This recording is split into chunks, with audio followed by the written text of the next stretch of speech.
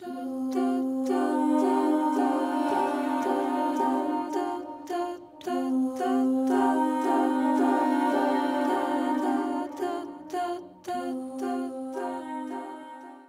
Svami, artist from Ukraine. I'm from Kiev. I'm doing sculptures and different installation stuff. Thank you very much, and we are so happy that you have successfully came to Czech Republic, and I hope that your stay will be as smooth as possible. Thank you. I'm also very glad that I succeeded. It was not easy. That was three days of pretty hard journey. Smooth, like we cannot be smooth now. We are very much stressed. We are very much disturbed, and kind of thank you very much. This country, that's something amazing, and I even didn't expect it would be such a meeting. Like people are very, very much with us. That's amazing. And can you please introduce yourself? Yes, my name is Nadezhda. I'm from DAMU.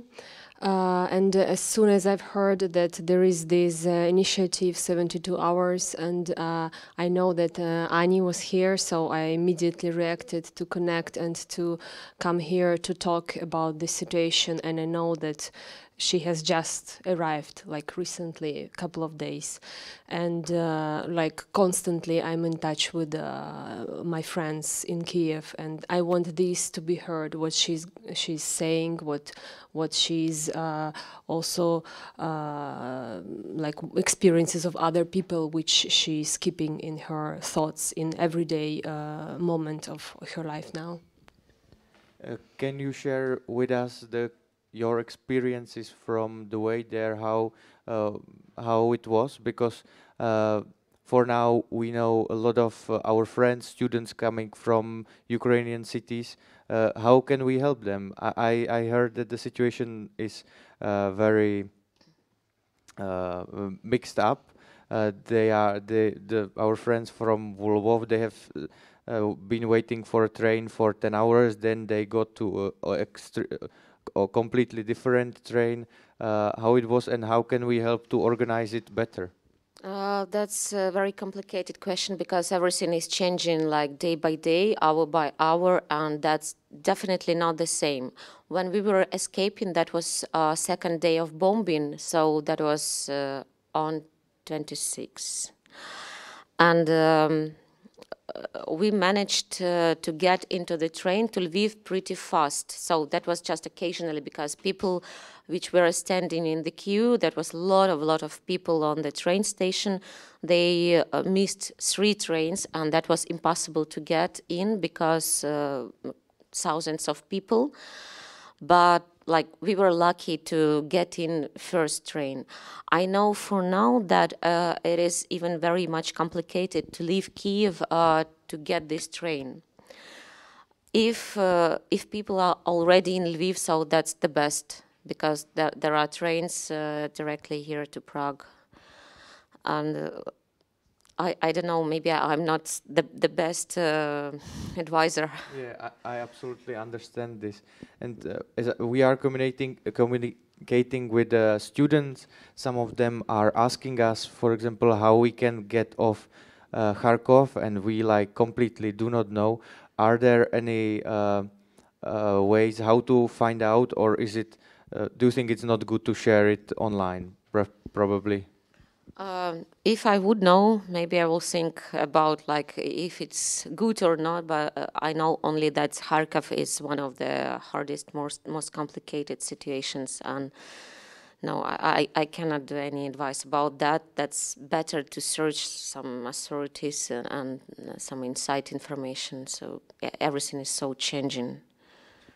Is there something you would like to say to Czech people, that what would help you the most now to not, let's say, overcome the situation? We of course know it's not possible, but to make a worth or fulfilling life for some from now when you have arrived?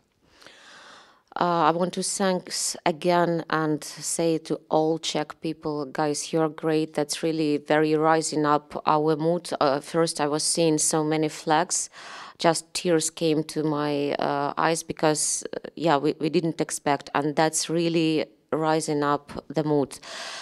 And also, I want to say, we have to be very, very attentive and don't think that everybody are so cultural and nice, like okay, our like cultural societies.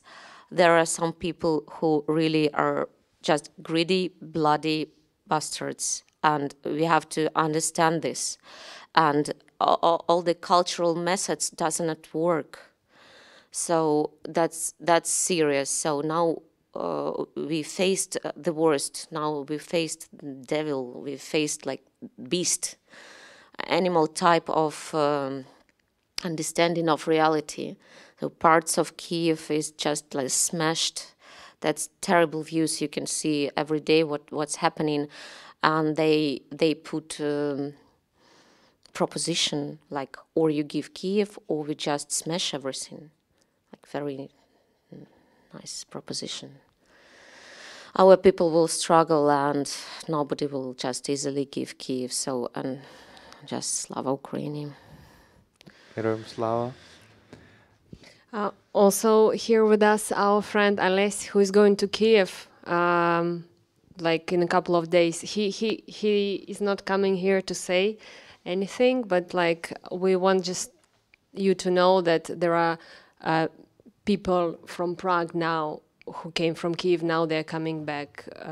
It's very strong decision. Yeah. Very strong and courageous, and alas, may the force be with you. Yes.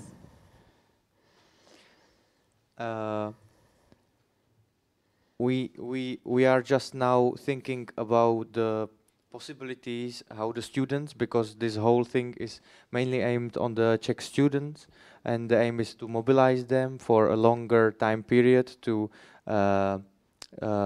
be active, and it's everything new for us, and we have just get some info from the refugee crisis in Germany, and we are trying now to adapt some things that were good done by the public society. For example, making meetings of Ukrainians where a psychologue was acceptable, where you can take your kids, and where you can get some info. Is there something? And meet with other Ukrainians, and there can be some program of the Ukrainians and for the Ukrainians, with the Ukrainians. We are planning it with the students of the theater academies that are now going there to make those activities. I know it's completely new situation for you as well, but have you come up in your mind with some ideas that would make it easier in some way? That's very good question, and that's very current actual question for me. So I came with my son, and many people coming with children, and we are thinking, so what children will do?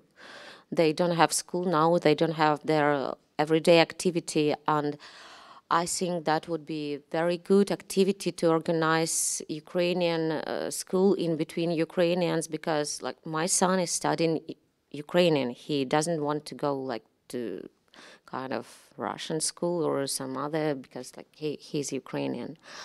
And that's the most maybe actual question about children, like what we do with all the children coming, because they need attention, they need development. Because in some way, like, we can imagine that for kindergarten children it might be easier, but for those who go to the elementary schools, that's the most difficult, no? I think I'm just meeting with so many people who are thinking about this, and I have heard about two possibilities.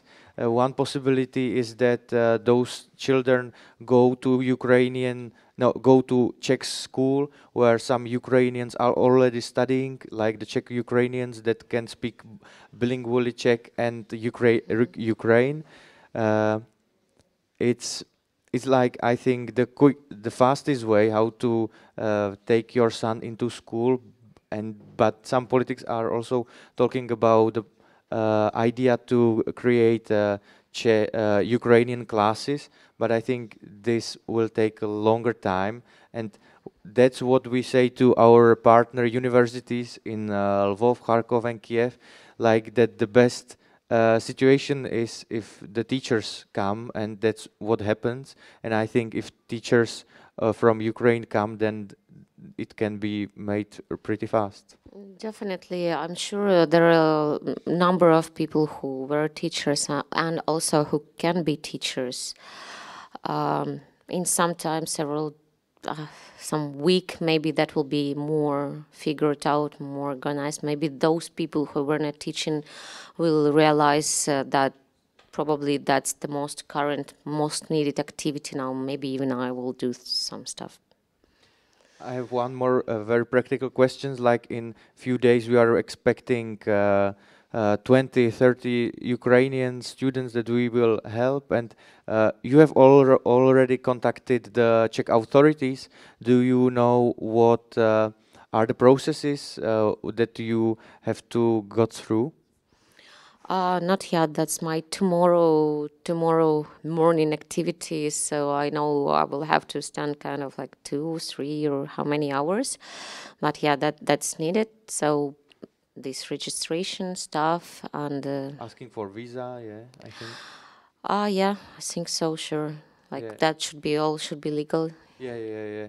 And then I have just recently called to the Ministry of Health that you do not need any insurance, that the insurance will be done because you have this special type of visa, but I hope the state administration will work as fast as it's possible to make it smooth. Okay, so that's new information, thank you.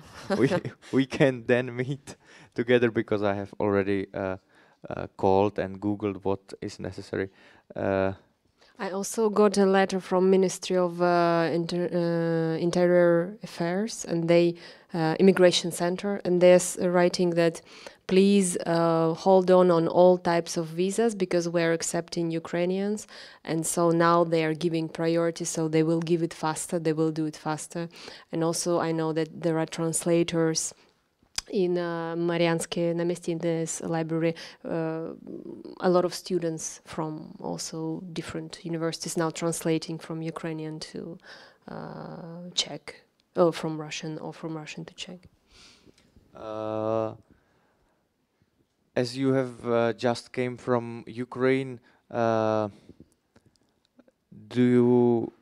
you come up with some ideas how we can help the people that stay there and don't come to Czechia, Poland, Slovakia?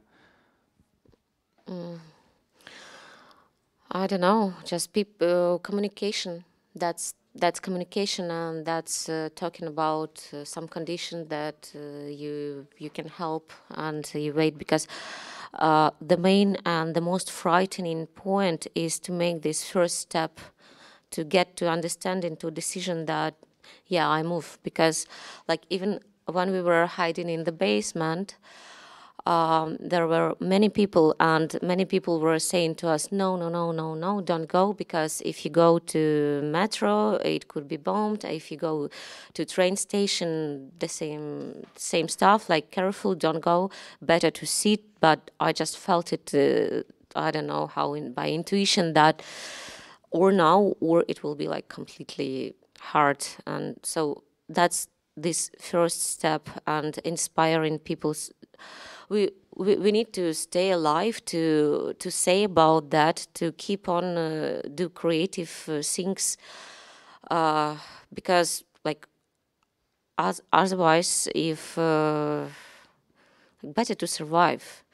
But if you can fight, stay and fight. If no, better to go. Thank you very much. Can you please share with us, like, are you staying by some family now, or are you staying in some, what's the place and what are the ideal plans where you would like to go? And I think definitely because this stream is used to like a distribution of the help. If you can say what you are looking for, somebody might let us know that they have something access. For now, we are staying temporary, just for first period in very nice family who has 3 children, and that they are very friendly and very nice and everything. But we don't have like kind of permanent, something more permanent. So we still look for that, and hopefully everything will be good. Yeah. So thank you very much, and I hope, as you have said, that you are an artist. I think that you should contact the Ministry of Culture definitely, because there will be some program for artists, and you should contact the Academy of Fine Arts, because they are planning also some.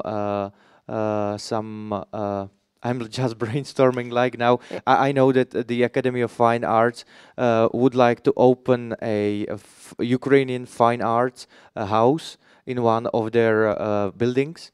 So it's just idea that But I have come up with. Yeah, thank you. But actually, I've done it already, and I've been yesterday in Academy of Fine Arts, and yeah, we contacted, so we're in touch. And tomorrow I will have meeting with like authorities of this art sector, and as I have already like kind of like start project in my head, so probably I will write it like a project and start working, because the important thing when something such terrible happens, when I stay not doing anything, it just I thinking about that, and that just breaking mind. I need to work. I need to keep on doing my sculptures, keep on doing creative stuff. Otherwise, it's just impossible.